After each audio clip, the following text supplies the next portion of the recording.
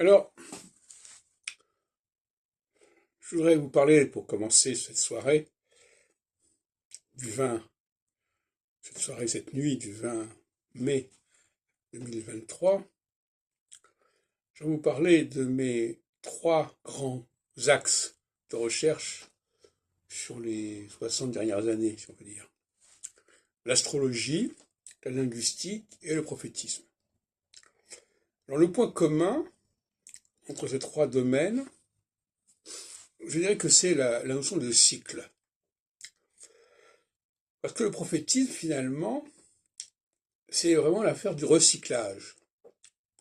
Toute ma thèse d'État, le texte prophétique en France, que j'ai soutenu en 99 et qui est paru aux presses universitaires du Septentrion, euh, tourne autour du recyclage des textes. On les réécrit, on les reformule, on les réadapte, etc. À commencer évidemment par Nostradamus.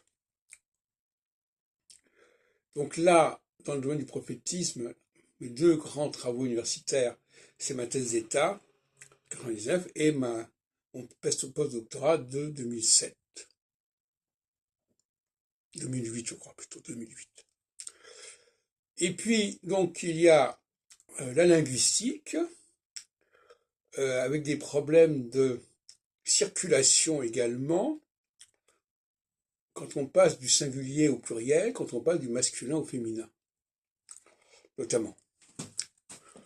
Et puis, en ce qui concerne l'astrologie, alors ça c'est encore plus évident, c'est la théorie, c'est la question des cycles, la question des phases, la question des périodes qui reviennent.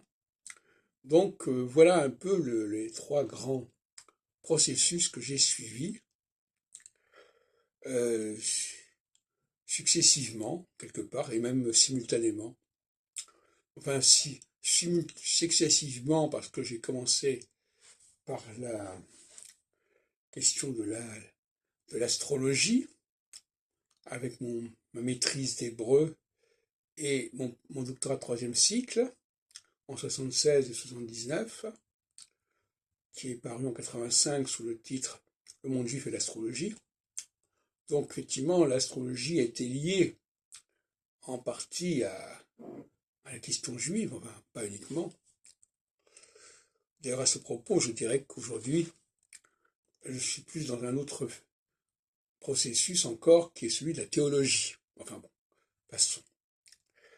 Et puis ensuite, il y a donc la phase linguistique, avec le, le DEA à Lille 3, sous la direction d'André Joly, concernant le passage justement du français vers l'anglais, qui est une forme de recyclage aussi quelque part.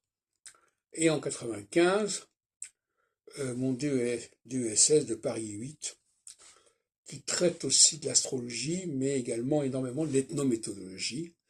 Et l'ethnométhodologie, je l'ai abordée par le biais de l'étude des savoirs. Parce que pour l'ethnométhodologie, toute pratique communautaire passe par des savoirs. Et enfin, comme j'ai dit, donc, il y a le prophétisme en 99 et en 2008.